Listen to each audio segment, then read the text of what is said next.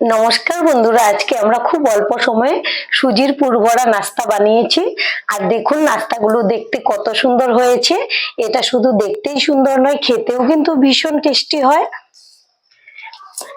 আর এই নাস্তাগুলো বানিয়ে আপনারা সকালে জলখাবার হোক বা সন্ধ্যের টিফিনে বানিয়ে খেতে পারবেন। আর উপরটা হয়েছে একদম মুচমুচে, ভেতরটা হয়েছে একদম সফট। এই যে দেখুন, পুরটা দেওয়ার জন্য দেখতেও সুন্দর হয়েছে, খেতেও কিন্তু দারুণ হয়। এটা বাচ্চা থেকে বড় সকলেই ভীষণ পছন্দ করবে। এভাবে আপনারা বানিয়ে দেখতে পারেন। তাহলে চলুন দেখে নিই আজকে রেসিপি। সবার প্রথমে গ্যাসে একটা কড়াই বসিয়েছি। কড়াইটা গরম করে এবার দিয়ে দেব ঘি। ঘিটাকে নেড়ে দেব। আর এখানে নিয়েছি ছোট বাটির 1 বাটি সুজি। এই সুজিটাকে আমি আগে থেকেই চেলে নিয়েছি। এবার ঘিয়ের সঙ্গে নেড়ে চেড়ে ভেজে নেব। আপনারা সুজির পরিমাণটা কম বেশি করে নিতে পারেন। এরকম ভাজতে ভাজতে সুন্দর একটা সেন্ট বেরিয়ে আসবে।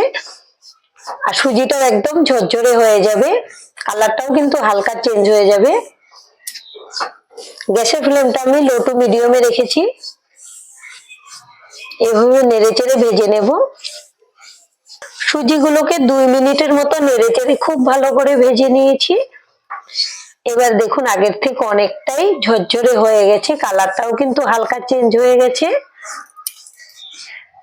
ঠিক এই সময় দিয়ে দেব জল। আমি যে বাটি মেপে সুজিটা নিয়েছিলাম এই বাটিরই 1 বাটি প্রথমে জল দিয়ে দেব। আবারও এই বাটি দিয়ে হাফ বাটি জল দিয়ে দেব।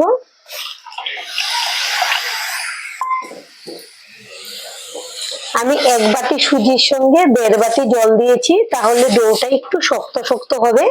তখন আমরা যে কোনো রেসিপি করি শেপটা দিতে খুবই সুবিধা হয়, বেশি নরম হবে না।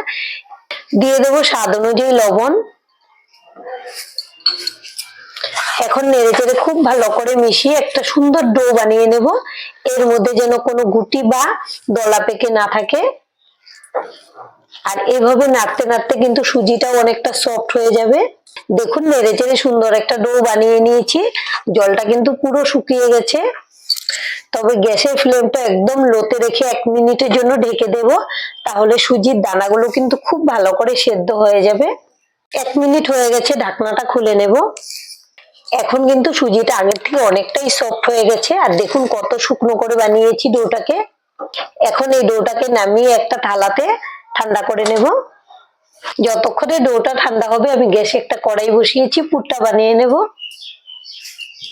দিয়ে দেব সাদা তেল। আপনারা এখানে সর্ষের তেলও দিতে পারবেন। তেলটাকে নেড়ে দেব।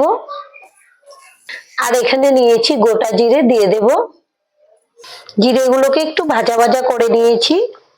এবার এখানে নিয়েছি গ্রেট করে রাখা আদা। আপনারা যদি রসুন খেতে পছন্দ করেন এর সঙ্গে রসুনও দিয়ে দিতে পারেন। এবার আদাটাকে নেড়ে চেড়ে ভেজে নেব, এর কাঁচা সেন্টটা চলে যাওয়া পর্যন্ত। আদাটাকে ভেজে নিয়েছি। এবার দিয়ে দেব হিং। এই হিংটা দেওয়ার জন্য খুব সুন্দর একটা সেন্ট হবে। আর যাদের তেলে ভাজা খেলে গ্যাসের সমস্যা হয় তাদের কিন্তু এই গ্যাসটাও হবে না। এবার এখানে নিয়েছি 2টা মিডিয়াম সাইজের কুচানো পেঁয়াজ। পেঁয়াজটা দিয়ে দেব।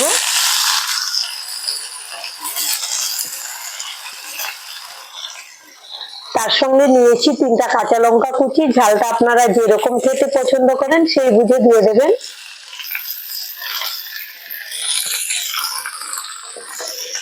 এবার পেঁয়াজ আর কাঁচা লঙ্কাটাকে নেড়ে চেড়ে ভেজে নেব।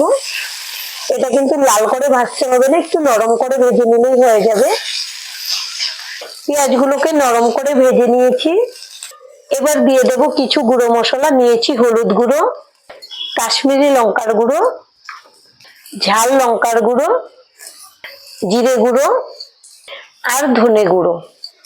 এখন অল্প একটু জল দেব। মশলা খুব ভালো করে নেড়ে চেড়ে কষিয়ে নেব। মশলাগুলোকে 2 মিনিটের মতো খুব ভালো করে নেড়ে চেড়ে কষিয়ে নিয়েছি। এবার এখানে নিয়েছি বিনস। বিনস গুলোকে এরকম ছোট ছোট করে কেটেছি। আর নিয়েছি গাজর। আর দুইটাকেই কিন্তু আমি ভাপিয়ে নিয়েছি, মানে 50% এর মতো সেদ্ধ হয়ে গেছে। এখন একসঙ্গে দিয়ে দেব।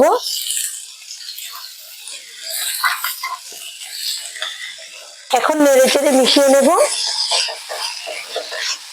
আমি বিনস আর গাজর গুলো দিয়ে 1 মিনিটের মতো নেড়ে চেড়ে খুব ভালো করে মশলার সঙ্গে ভেজে নিয়েছি। আর এখানে নিয়েছি অর্ধেক সেদ্ধ করা আলু।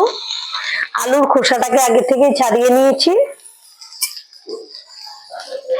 এখন একটা গ্রেটার দিয়ে গ্রেট করে দিয়ে দেবো, আপনারা চাইলে হাত দিয়েও ভেঙে দিয়ে দিতে পারেন। এই আলুটা দেওয়ার জন্য পুরটা কিন্তু একদম মোলায়েম হবে, সবজির দানা দানা ভাবটা থাকবে না, সেই জন্য কিন্তু আলুটা দিয়েছি, খেতেও ভালো লাগবে। দিয়ে দেবো স্বাদ অনুযায়ী লবণ। এখন নেড়ে চেড়ে খুব ভালো করে মিশিয়ে নেব। এমনিতে তো বাচ্চারা সবজি খেতে চায় না, আপনারা যদি এভাবে পুর বানিয়ে এই নাস্তাগুলো বাচ্চাদেরকে দেন, ওরাও কিন্তু খেয়ে নেবে আর খুব ভালোবাসবে খেয়ে। এখন খুব ভালো করে নেড়ে চেড়ে মিশিয়ে নেব। আলু দিয়েও 1 মিনিটের মতো খুব ভালো করে নেড়ে চেড়ে ভেজে নিয়েছি। এবার দিয়ে দেব ধনেপাতা কুচি আর দিয়ে দেব চাট মশলা। আপনারা এখানে চাইলে আমচুর পাউডারও দিতে পারেন। এখন খুব ভালো করে নেড়ে চেড়ে মিশিয়ে নিলেই কিন্তু পুরটা একদম রেডি। আর আপনারা যদি বিনস আর গাজরটাকে ভাপিয়ে না দেন, তাহলে কিন্তু একটু ঢেকে সেদ্ধ করে নিতে হবে ভাজার সময়। এখন আমাদের পুর একদম রেডি। গ্যাসটাকে অফ করে দেবো আর এই পুরটাকে ঠান্ডা করে নেব। আর এদিকে আমাদের ডোটাও মিডিয়াম ঠান্ডা হয়ে গেছে।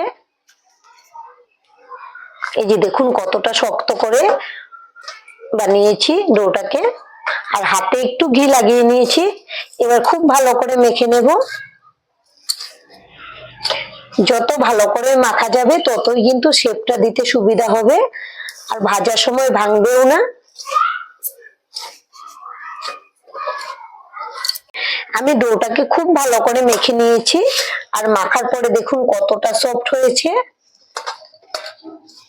এবার এখান থেকে আমি লিচি করে নেব। এই যে আমি এতটুকু করে লিচি করে নিয়েছি। আপনারা আপনাদের পছন্দ অনুযায়ী ছোট বা বড় করে নিতে পারেন। আর এইভাবে আমি সবগুলো লিচি করে নেব।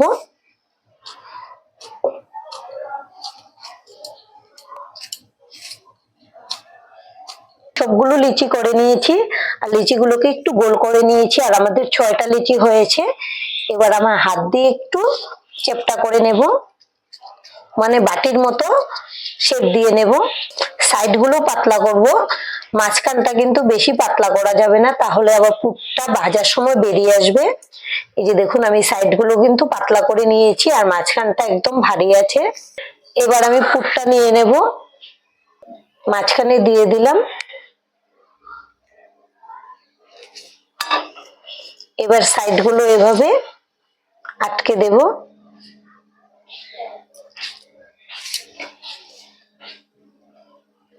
এভাবে টেনে এক জায়গায় জড়ো করে মুখটা খুব ভালো করে আটকে দিতে হবে, যেন বেরিয়ে না যায়। এই যে দেখুন আমি কিন্তু খুব ভালো করে সিল করে নিয়েছি। এবার হাত দিয়ে এভাবে একটু শেপটা দিয়ে নেব। এই যে পেছন সাইডটা এরকম হয়েছে আর সামনাটা এরকম হয়েছে। এখন একটা ডিজাইন করব দেখতে সুন্দর হওয়ার জন্য। এটা কিন্তু পুরোপুরি অপশনাল, আপনাদের ভালো লাগলে করবেন, না করলেও হবে। এখানে নিয়েছি একটা চিমটা, মাথায় ধরে এক সাইড থেকে ধরে এভাবে একটু ডিজাইন করে দেব। একটু দেখতে সুন্দর হলে বাচ্চারা খেতে পছন্দ করে। এই যে দেখুন ডিজাইনটা করার পরে এরকম হচ্ছে। আমি সাইড গুলো একটু করে দিচ্ছি।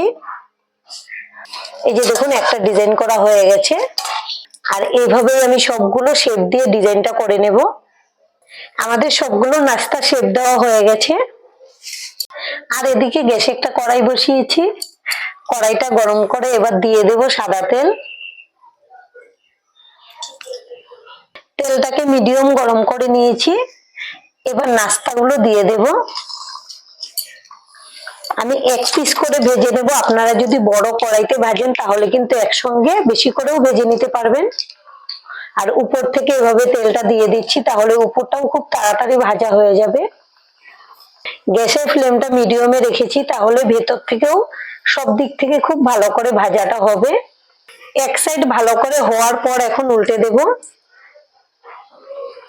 আর আমাদের আজকের এই রেসিপিটা দেখে যদি আপনাদের ভালো লাগে একটা লাইক অবশ্যই দিয়ে দেবেন। আপনাদের একটা লাইক আমাদেরকে অনেক উৎসাহ দেয় নতুন নতুন ভিডিও বানাতে। আর আমাদের চ্যানেলটিকে সাবস্ক্রাইব করে নেওয়ার জন্য অনুরোধ রইল। সব দিক থেকে এভাবে উল্টে পাল্টে সুন্দর একটা কালার আসা পর্যন্ত ভেজে নেব। আবারও উল্টে দেব। আমি সব দিক থেকে উল্টে পাল্টে সুন্দর একটা কালার আসা পর্যন্ত ভেজে নিয়েছি। এই নাস্তাটা ভাজা হয়ে গেছে, এখন একটা থালাতে তুলে নেব। এভাবেই বাদ বাকি নাস্তাগুলোকে ভেজে নেব। এভাবে আপনারা এই নাস্তাগুলো বানিয়ে দেখতে পারেন, আশা করছি আপনাদের ভীষণ ভালো লাগবে। আর আজকের ভিডিও এখানেই শেষ করব। সবাই ভালো থাকবেন, সুস্থ থাকবেন, ধন্যবাদ।